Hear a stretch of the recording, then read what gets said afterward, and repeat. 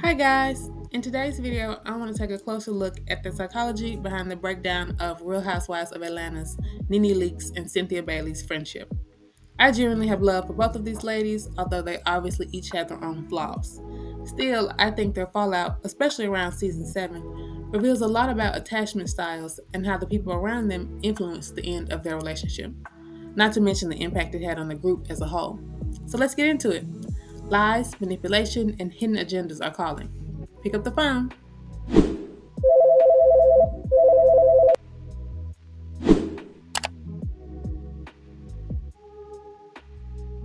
Okay, let's first start with Nene. Nene is for sure the most iconic housewife across all franchises. Despite her faults, you just have to love her. I would say Nene typically displays an avoidant attachment style. When conflict arises, she tends to withdraw, shut down, or use humor and dominance to deflect vulnerability. Rather than express hurt directly, Nene often reframes emotional wounds as betrayals or power struggles, a way to keep herself in control of the narrative. Essentially, she's emotionally distant so as to protect herself. There are a plethora of examples, but the ones I think occur most often are at reunions, where Nene puts on an unbothered persona whenever someone tries to confront her about emotional or relational issues. Instead of engaging, she'll lean back, roll her eyes, fix her posture, or even look directly at the camera, almost as if she's mentally checking out of the conversation. Another example is when the girls had a therapy session and they all thought to bring up issues they had with Nene, and she immediately retreated, even though I'm pretty sure she's the one who planned the event. On one hand, I understand her side because there were bigger issues than just the ones involving her. But also, her leaving and making Dr. Jeff chase her out of the building speaks to her inability to confront situations where she feels vulnerable head on. While she gave us iconic moments, these reactions aren't just attitude, it's emotional distancing in real time. By appearing detached, Nene maintains control and avoids showing any vulnerability or hurt. It's a defense mechanism. If she doesn't react, she can be wounded. Her silence or sarcasm becomes a shield, signaling that she's above the conflict. When in reality, she might be protecting herself from the deeper discomfort of rejection, embarrassment, or losing emotional ground. In psychological terms, that calm, too cool to care exterior is classic avoidant attachment, the body staying still while the heart quietly retreats. As Nene's friendship with Cynthia began to unravel, we see another attachment style. The more Cynthia distanced herself from Nene during seasons 6 and 7 and towards Kenya Moore, the more betrayed Nene felt, which in some ways, rightfully so. But to focus on the psychological aspect, Cynthia was supposed to be a safe space for Nene, the calm, loyal friend who didn't play both sides. So when Cynthia starts entertaining friendships with people Nene considers adversaries, it destabilizes her emotional security. And this is where we see Nene display more of an anxious avoidant attachment style. For Nene, loyalty equals safety. So when that loyalty wavered, it didn't just bruise her ego, it threatened her sense of emotional stability. We see this in Nene's initial reaction, showing the anxious side of her attachment. She was visibly hurt, repeatedly bringing up the friendship fallout in interviews and confessionals. You could tell she wanted Cynthia to acknowledge her loyalty, to reaffirm that their bond had meaning. Beneath her bravado, you could sense the longing. She wanted to be chosen, to be valued. But because direct vulnerability feels unsafe for Nene, that longing quickly flipped into anger. Her tone shifted from sadness to defensiveness. You were never my friend.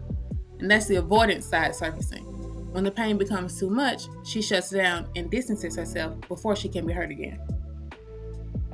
In classic anxious avoidant fashion, Nene vacillates between reaching out and pulling away. She revisits the friendship again and again, not because she's over it, but because she's still trying to process the emotional rupture without having to admit how much it hurt her. So Cynthia's new alliance with Kenya wasn't just a social shift, it was a symbolic rejection. Nene's anger and detachment are her ways of saying, you chose someone else over me, and now I can't trust you. By simply reframing the relationship as fake, she reclaims power over a situation that made her feel powerless. So essentially, underneath all the shade in the performance, Nene's behavior in that fallout reveals a core truth about her attachment patterns. She feels things deeply, but the moment intimacy starts to feel unsafe, she retreats behind control, pride, and distance. It's not that she doesn't care, it's that caring too openly has never felt safe. So she does what anxious avoidant people do. She loves hard, loses harder, and copes by pretending she never cared at all.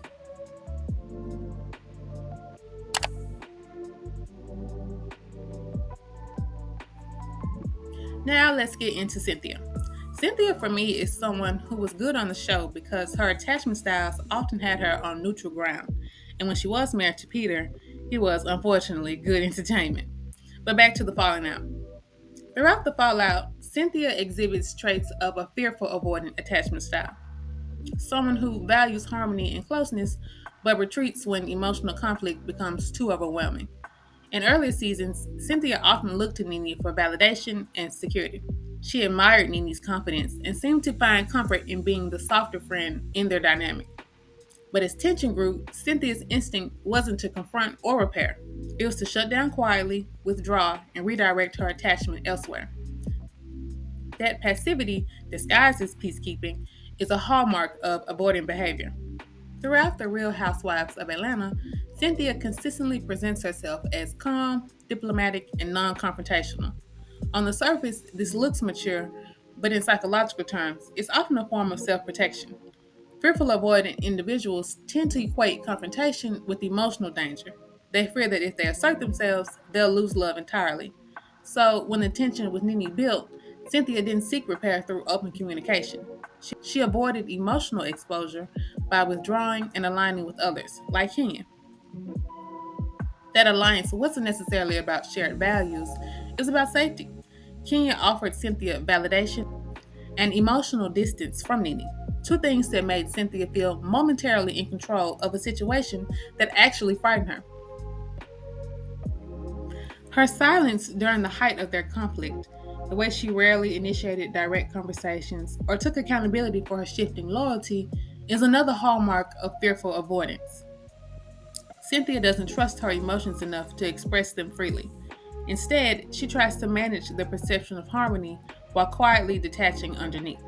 You can see it in how she avoids eye contact during confrontation, or how she oscillates between wanting to air everything out and wanting to just move on without addressing it. Besides the situation with Nene, we also see this behavior when I guess the producers told Cynthia to expose Phaedra's Mr. Chocolate at dinner, to which Cynthia could barely get the words out or keep her eyes on Phaedra. Child, it was a mess. But anyways, these choices are also ultimately protective. They let her reframe emotional loss as a rational decision. Ultimately, Cynthia's fearful avoidant tendencies make her appear calm on the surface, but emotionally conflicted underneath. She wants connection with Nene, but she fears the vulnerability it would take to restore it. She doesn't trust that intimacy won't lead to hurt, so she replaces closeness with distance and reassurance from others. The result is a kind of passive betrayal, not one born from malice, but from emotional paralysis. In Cynthia's world, silence feels safer than honesty, even if this silence costs her the very bond she wants to protect. Cynthia also displayed an anxious, preoccupied pattern. Cynthia's inability to confront Nene directly shows how deeply uncomfortable she is with tension. Instead of sitting in that discomfort or expressing how she feels, she withdraws emotionally while simultaneously building new alliances. She doesn't process her hurt, she replaces it. Cynthia likely fears that challenging Nene will lead to rejection, so she takes the safer route, letting others like Kenya or Peter help her redefine the relationship from the sidelines. It's another quieter form of control, maintaining her image as a calm, reasonable one while allowing outside influence to shape her emotional stance. At the core, Cynthia's behavior demonstrates passive avoidance, not withdrawing entirely like Nene, but still evading emotional honesty. Her calmness and diplomacy serve as armor against the vulnerability that real confrontation requires. And in doing so, she ends up reinforcing Nene's deepest fear that people she loves will turn on her under outside pressure. Thus, their fallout then becomes a psychological loop. Nene's intensity triggers Cynthia's retreat, and Cynthia's quiet withdrawal confirms Nene's fear of betrayal. Cynthia doesn't betray Nene with malice, she betrays her through inaction, by allowing others' narratives to replace her own communication. And that's the subtle tragedy of their friendship. Two women with incompatible attachment defenses, both craving attention, but too afraid of conflict, truth, and vulnerability to find their way back to it. Now, finally, let's get to Kenya Moore. I wanted to include her in this analysis because, in my opinion, as I mentioned before, Cynthia didn't gain independence or find a voice. She simply found a new leader. So let's get into it. Kenya Moore approaches relationships from a place of performance and strategy. She craves validation and visibility, but she doesn't always trust genuine emotional connection. In her friendship with Cynthia, we see this pattern clearly. Kenya recognized that Cynthia was emotionally vulnerable after her fallout with Nene, isolated, unsure of her standing in the group, and eager to reestablish a sense of belonging. Kenya stepped into that opening, offering Cynthia warmth and support, but in a way that subtly positioned herself as a new anchor in Cynthia's life. On the surface, it looked like sisterhood, but underneath, it was power dynamics disguised as friendship. Kenya's attachment style leans dismissive avoidant, meaning she values independence and control more than intimacy. When she senses weakness or emotional need in others, she often takes on a mentor or savior role rather than meeting them as equals. With Cynthia, she used charm and validation to secure loyalty, not because she was seeking deep emotional closeness, and Cynthia, on her side, strengthened her social position within the group. Kenya's friendliness functioned as a form of relational management, building alliances to buffer against rejection and to reshape group dynamics in her favor, especially given how much tension she already had with Nene. What makes Kenya's behavior so complex is that she's not emotionally detached in the traditional sense. She can be warm, supportive, and empathetic when it serves connection, but the moment that connection threatens her sense of control, she withdraws or becomes combative. And this is where the dismissive avoidant aspect shows itself. Kenya avoids vulnerability by turning intimacy into strategy. She often mirrors the other person's emotional tone, appearing deeply connected, while subtly redirecting the relationship's power flow back to herself. With Cynthia, she filled Nene's role, but without the genuine emotional depth. She offered companionship that was conditional and performative. By aligning herself with Cynthia at her most uncertain, Kenya not only gained an ally, but also validated her own narrative as misunderstood and mistreated. Kenya's detachment is hidden under charisma, but the pattern remains. She connects when it's advantageous and retreats when real vulnerability is required. Her bond with Cynthia then wasn't built on emotional trust, it was built on opportunity. I really want to emphasize what this meant for Kenya in terms of her position within the group. Nene was the fan favorite and the leader of the group, dare I say. And so after Cynthia's fallout with Nene, Kenya saw an opening to rise in the group hierarchy. Cynthia had once been Nene's quiet but respected ally, someone whose social position gave her subtle influence. Kenya, always craving control and validation, aligned herself with Cynthia not just to be her friend, but to inherit that influence. By attaching herself to Cynthia, Kenya could rebrand her image from villain to Queen Bee. And Cynthia is the only housewife to have this happen to them. I would argue that the entire friendship between Kenya and Claudia felt forced or convenient because they were both against Nene. Anyways, as Cynthia and Kenya's friendship evolved, Kenya began to assert dominance, often treating Cynthia as a sidekick rather than an equal. She'd speak over her, minimize her opinions, or gently mock her in ways that reminded everyone who really held the power now. I think of how Kenya barked at Cynthia during the Miami fiasco with Tammy's son. She was quick to shut down Cynthia's points and put her in her place. And there are other times when Kenya just showed herself to be a terrible friend, like when she intentionally ruined Cynthia's engagement, or when she shaded Cynthia's wine business in front of everyone, all to which Cynthia showed some anger, but essentially gave Kenya the benefit of the doubt. So Kenya's confidence and quick wit let her fill the leadership void Nene left, but her rise depended on subtly keeping Cynthia beneath her. What looked like mentorship was a power play. Kenya used Cynthia's loyalty to position herself as a second center of the group, reestablishing the authority she'd been chasing since her arrival. At the end of the day, the breakdown between Nene and Cynthia wasn't just about drama, it was about emotional survival. Each woman was navigating her own attachment wounds in real time, but doing it on a public stage.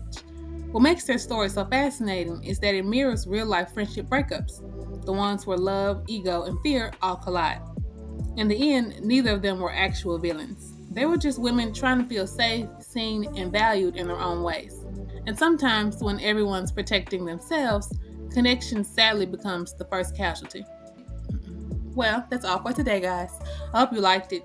Do you know anyone with any of the attachment styles mentioned in the video?